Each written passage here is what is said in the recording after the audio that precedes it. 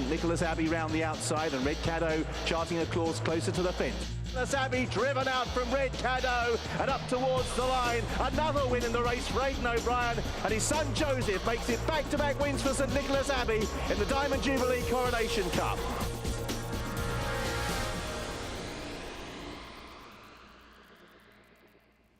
St Nicholas Abbey, he's back to do it all again in the Coronation Cup. He is indeed 6 years of age. They kept him on the go for a long time. A Group 1 winning 2-year-old. He won the Racing Post trophy at Doncaster, and he seems to love it around Epsom, doesn't he? He's a world traveller and a good standard bearer for the Rose Green stable. Only 5 runners engaged in the Coronation Cup for this year. They include Chamonix, Chapter 7, Dunedin, and Joshua Tree, and of course St Nicholas Abbey. So 5 go to the post. Tricky little affair to sort out. I don't think so, Joe. I think St Nicholas Abbey will just win and win well. He'll be 1.3, 1.4, I'd imagine, in Hong Kong. It's a disappointing turnout for a Group 1, isn't it? Mile and a half. You thought that been able to find a few more. Tactically, though. Yeah, the difference here was that he got a good ride. Joseph was a lot handier on him than he was in Dubai the year before.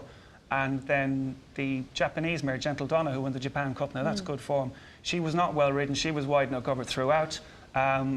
If she'd had a bit more cover in the run, you never know, she could well have beaten St Nicholas Abbey. But that would be no shame either, of course, to a Japan Cup winner. I think he's head and shoulders above these. Dunedin's a reasonable horse, isn't he? He's won the Melbourne Cup and everything. I'd say he's, 7-year-old now as well. I think we've possibly seen the best of him. That's my suspicion. But easy, it's a very simple cue, I think. It was a good win by him in the Dubai Shima Classic over that top filly from Japan, St Nicholas Abbey. Yes, it was. And he's reasonably held up his form throughout his career quite well. He can be a little bit hit and miss. He had a slightly in and out season last year, but he loves it around Epsom. He handles the track really well. As Jerry said, Dunedin is a useful horse, but is probably losing a little bit of his pace now. And they'll make sure they go pretty hard here. Chamonix, his stablemate of St Nicholas Abbey, will probably go off in front. He's quite useful in his own right, but wouldn't be as good as these. It's a disappointing turnout for a valuable race that historically has thrown up some very, very good horses. And this is for St Nicholas Abbey, should really be pretty straightforward. Can we put that down to just an exhausting world calendar of racing for horses of this calibre of race? Possibly, yeah. You look at the Dubai Shima Classic this year, that was a disappointing turnout as well, and it's much more valuable than this. That's $5 million US. Where are all the good mile and a half horses gone at, older horses? You'd wonder. Disappointing, really. But this guy, St Nicholas Abbey, going for a hat-trick in the race, I reckon it's a formality. Ed Dunlop's got Joshua Tree engaged. Decent horse, Joshua Tree, formerly in the care of Aidan O'Brien. And, this was a really good performance this day on the Canadian International. He was ridden by Colin O'Donoghue, I think, on this occasion, and it was a nice performance by him. He's a little bit in and out, though, as well, Joe, as several of these are in this field, and he's probably not quite as good as the Abbey at this stage. Although I'm sure Ed Dunlop will get the best out of him. He does very well with horses of this ilk. Okay. Hence why I think it is maybe not such a straightforward race to analyse. It is a bit tricky. Could there be a knockout horse at all, do you think? I really don't think so. Okay. I really don't.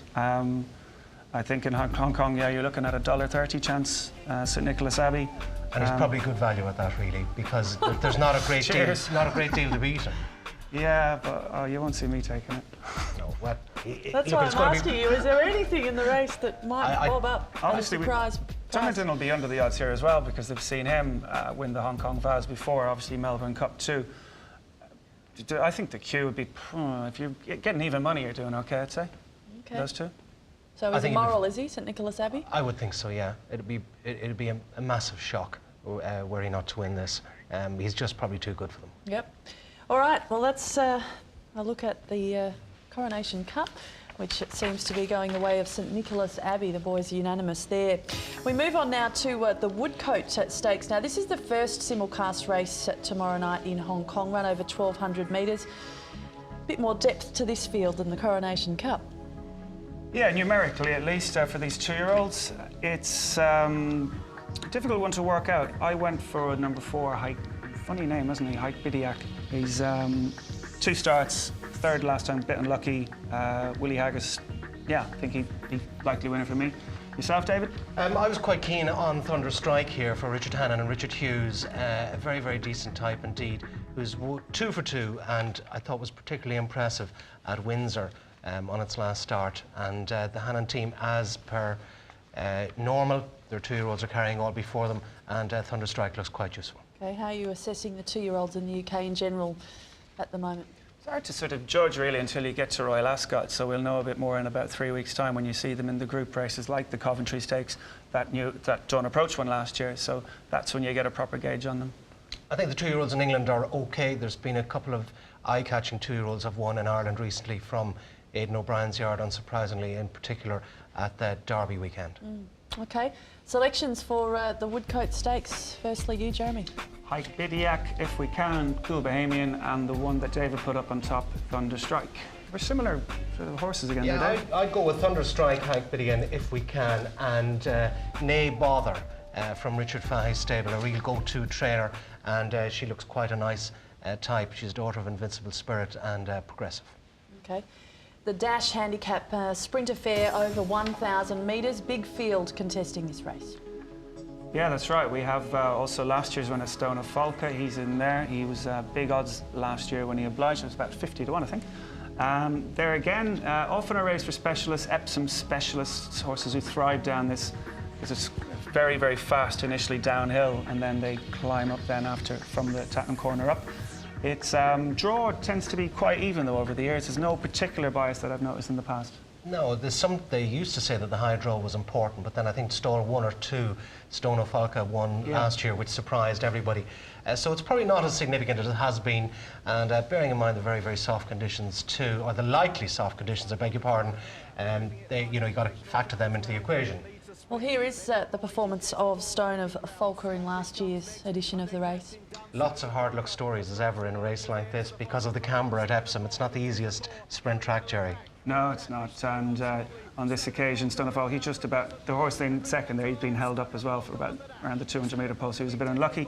But Stone of Falca comes into the race fresh, ridden by Steve Drown. Do you think he can win again?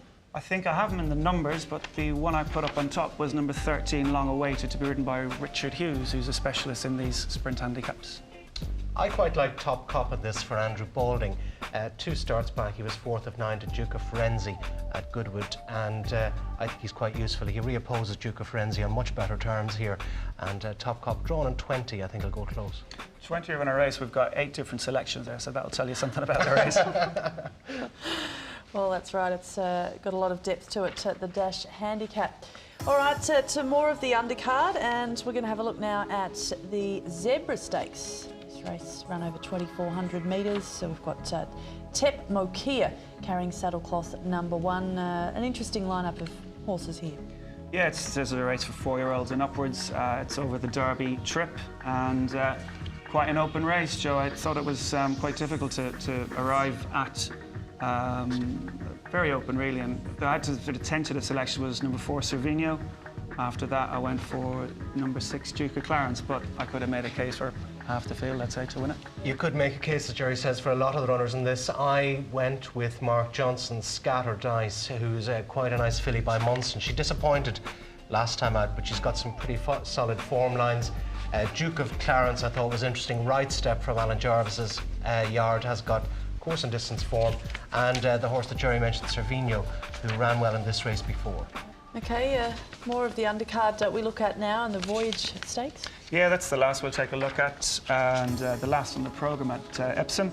It's a dash, it's a 6-furlong handicap for 4-year-olds and up, and a big field again, 17 runners. I went for the one at the top of the handicap, driven by apprentice Billy Craig, quite a good rider him, and he's won his last 3 starts, called Dr. Redeye. That's him there, number 2. Seeking Magic was the one I liked in this, Joe, for Adam Kirby, and the very, very good Clive Cox is an excellent trainer. He ran a real big race at Epsom last year. He finished 4th on that occasion. He was very, very unlucky. He got terrible trouble in running, but I think he's quite well treated here, and I thought Seeking Magic would go well from Crew Cut, and maybe even Gandalak from David O'Mara's stable. David, who had a runner recently in Hong Kong with Penitent. He bought Gandalak from France, well-bred son of Oasis Dream.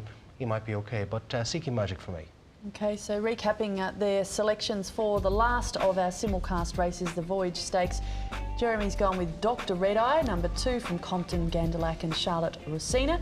And David, your tips here, 6, 10, 8 and 14, Seeking Magic on top. So your overall assessment of the Epsom Derby card for 2013? Decent meeting.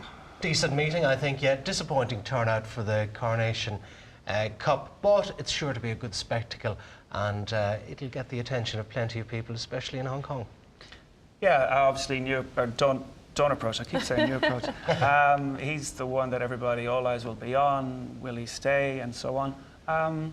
He'll get there a lot of the way, but in the last 50 metres we'll just see how much those reserves have left.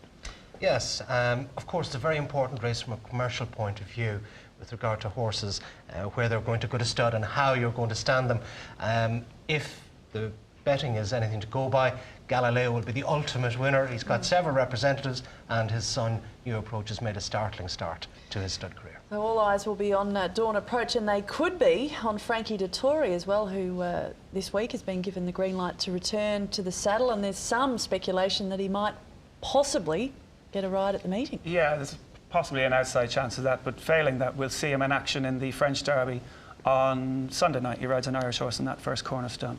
Okay. Thank you. That was a good analysis of what looks like a fantastic program of racing. Very good. All right, we'll be back with more after this break. We'll turn our attention to France and Japan. And they're off.